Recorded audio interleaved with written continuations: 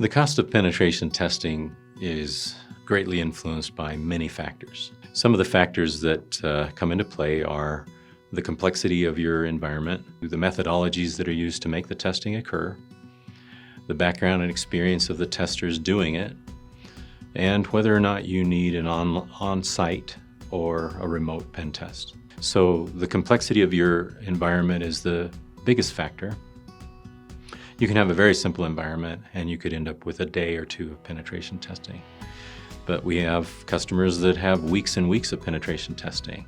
And the price variance between that is anywhere between $2,500, $3,500 clear up to hundreds of thousands of dollars. The best thing to do is to talk to someone that helps you scope that out and determine the needs. If you have applications to be tested and authentication of those applications, that adds to the complexity as well. Another element is the methodologies used. So some penetration testers are just shy of being automated scanners, and their pricing is quite low because the tools they use are just simply like vulnerability assessment scanning with a little bit of manned looks at things. With SecurityMetrics, we don't operate that way. We have very intense manual testing. Another thing to take into consideration when you're considering price is what's the background experience of my penetration testers. Because if you've got experienced penetration testers, they're going to cost more. They're going to work more quickly. They're going to use methodologies that allow them to work more quickly. And they're going to bring into play their experience that helps you get a better penetration test. Lastly, most penetration testing can occur remotely, and that definitely helps you bring the cost down. But sometimes on-site penetration testing is required with things like social engineering or phishing campaigns, and so you have to figure in the cost of travel and on-site expenses. Generally speaking, our penetration testing starts at about $2,500 a day, and it's all inclusive. That includes the reporting, that includes remediation and retesting, but that's the short answer at the end there for a very complicated answer.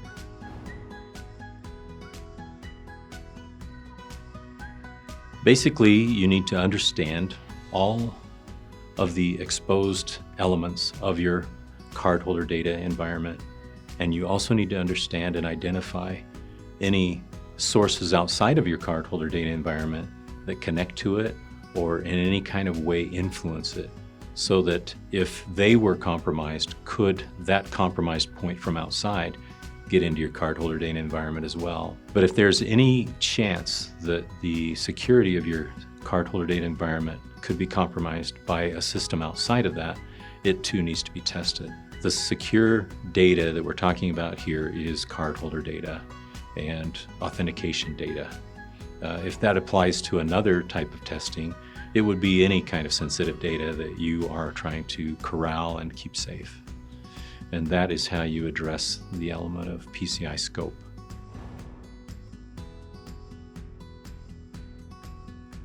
When it comes to penetration testing, there's different types of penetration testing for the various things that need to be tested. I'll start with segmentation checks. Segmentation checks didn't always exist as part of the penetration testing toolbox, but it was found that it's a very needed element. And that simply means that when you're looking at your environment internally and you have a segment that has nothing to do with cardholder data or secure storage, and you have another segment that does, in the past, years back, they would just say, it's not connected, so don't worry about it. But they found through some pretty high-profile breaches that you can't assume anything.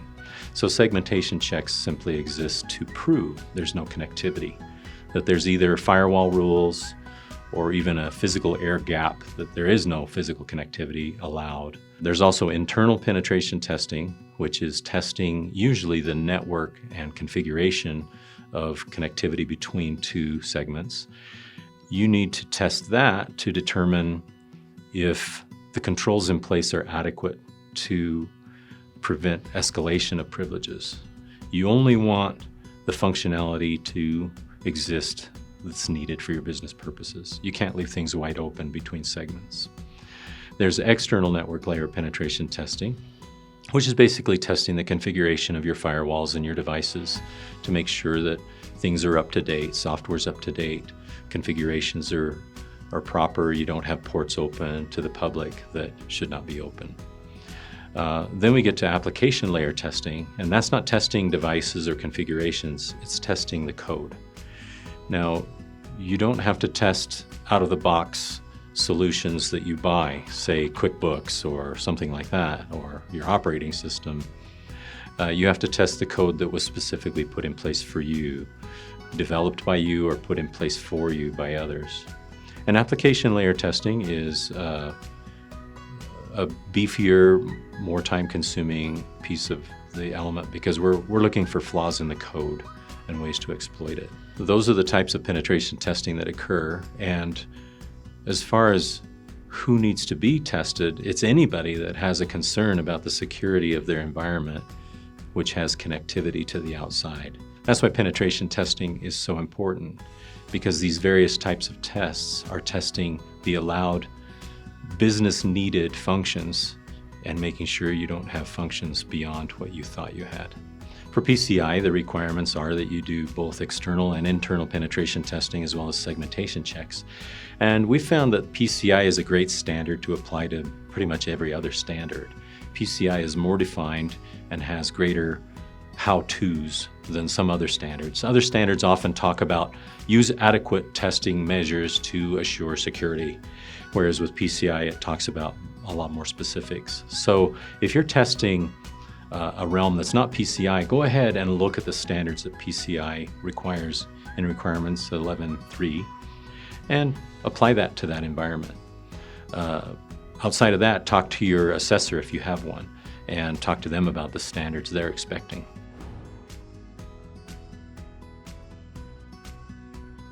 It's not just PCI that requires a penetration test.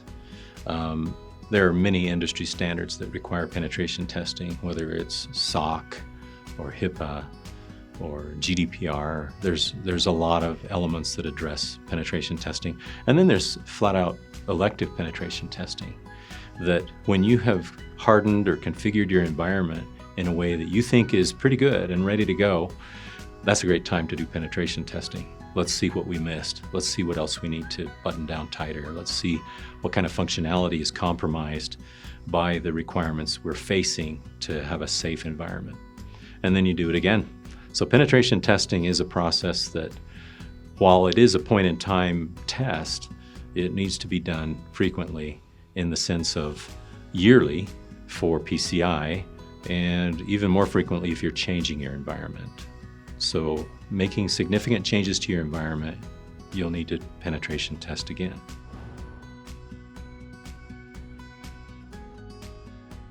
Many times customers call us asking for penetration testing, and after we ask a few questions of them, we come to find out that they're really looking for vulnerability assessment scans. Vulnerability assessment scanning, when you're talking about PCI, is performed by an approved scanning vendor, someone who has gone through the various processes to certify with the payment card industry to be an approved scanning vendor. It's an affordable process, it's not too terribly expensive, and it's all automated.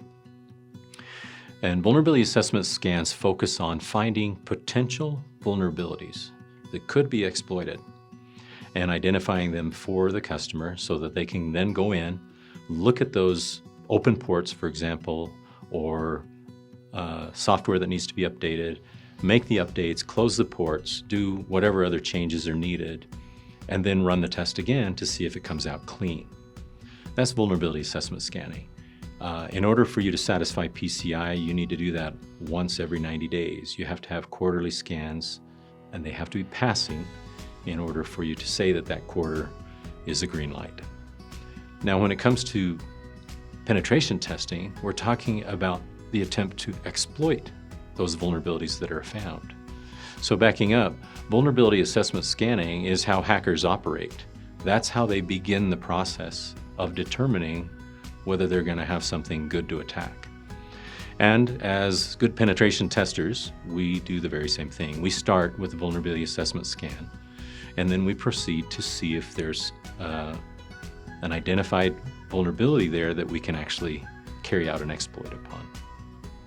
Penetration testing has a very strong manual portion to it. You've got a person there manually working on things to see if they can carry off something, get into your database, become a user in your email system, which they should not be able to do. So penetration testing is much more hands-on, much more time-consuming, and as a result, it costs far more than vulnerability assessment scanning.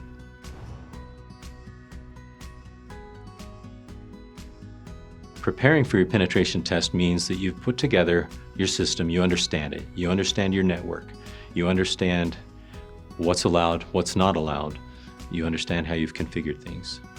And there will be questions that you'll have still, but you have a pretty good idea of your environment when you start a penetration test.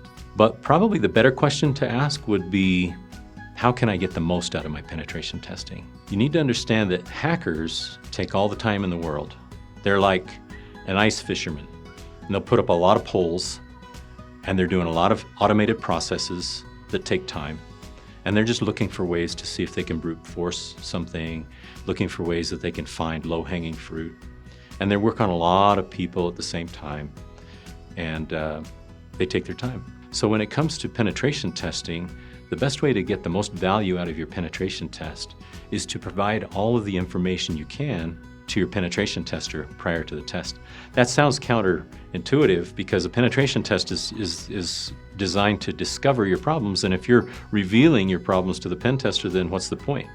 Well then, how would they not know there's a problem there? That's not what I'm talking about. There's no black box approach if you're trying to save money and get the most effectiveness out of your test. So that would be my answer for how do I prepare for a test? Know your environment, but then reveal the key elements that are asked for in the preparations for the pen test.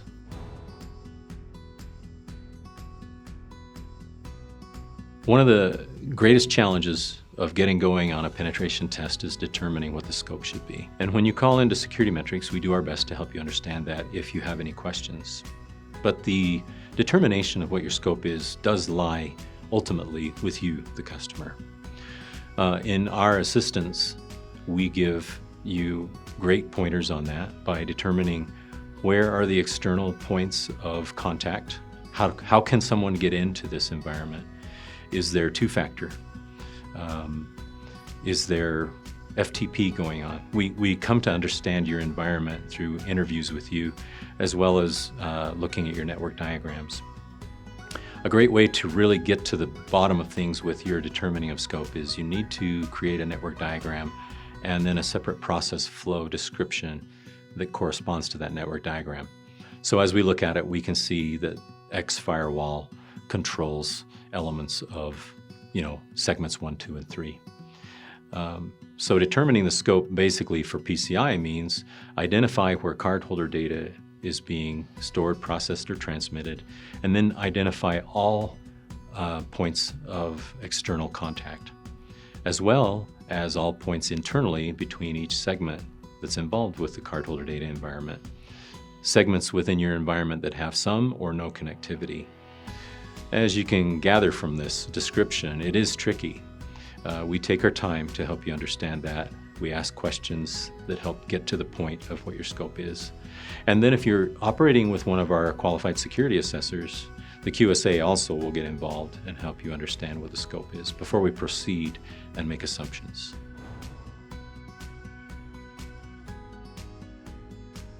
At SecurityMetrics, we test by the day, and we have customers that take weeks, and we have customers that take just one day. We have customers that it's really not even measured as a day, but rather a process. So some customers simply need a segmentation check. We ship them a box, they put it in their environment, and we run the segmentation testing. It's not really defined by days or hours. That way, it's just how long it takes to get it done. If you have a huge /0/24 or 23, you've got a lot of time that's going to be cycling through a bunch of IP addresses. If you have a lot of applications, it could be many, many days. And like I've stated before, we have some tests that go on for weeks, even months. It's really all a matter of the complexity of your environment and what you have as a goal and what your outcome should be at the end, what you're presenting as your deliverable. That will determine how many days it takes to test your environment.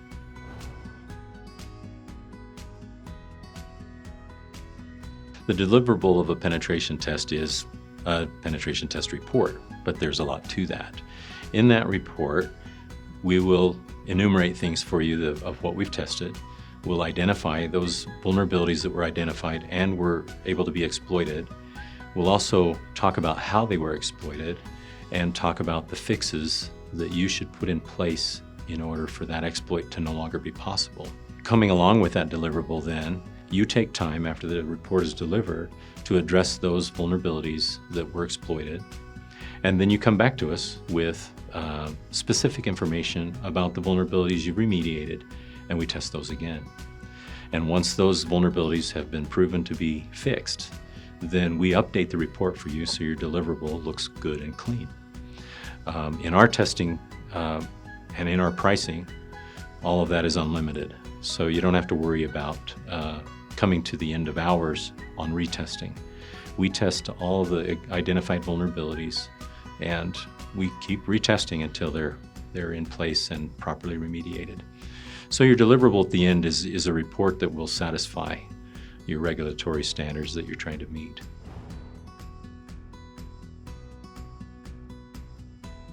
A new reality that we're all dealing with now is cloud internet, storage, applications. Everything's being hosted by a third party nowadays. And it's often asked, what do I do about penetration testing there? Let's take Amazon, for example, AWS. Their policy is that you, the customer, can test your resources on AWS. You have implied permission to do that.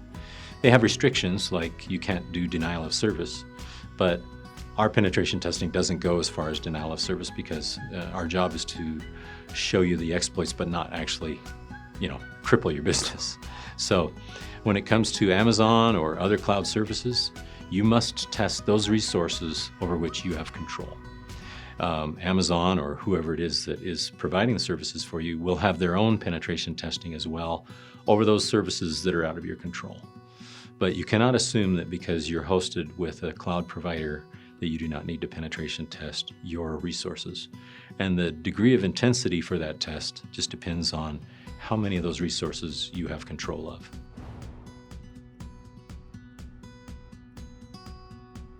When it comes to the actual environment of what's being tested, some customers are nervous because they have live applications running. And wherever possible, we prefer to test the sandboxed version, the testing version. We test the testing environment whenever possible.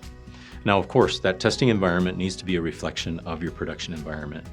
It needs to be identical as many ways as possible. And then when vulnerabilities and exploits happen in that test and you have remediated it in your test environment, you need to make sure that you've rolled it out into your live environment afterwards, the fixes. Otherwise, you're never really getting to the actual live environment. So the testing occurs on your actual IP addresses for network layer that are running. And when we test the network layer piece of your test, we can do that after hours during a time that's less trafficked so that it's less likely to create problems for you. Also, we make sure that we have cell-to-cell contact capability between you and the tester so that during active testing, we can quickly communicate if there's anything that needs to be addressed during the test. But that environment can be anything from the testing environment to your live environment, depending on what's going on.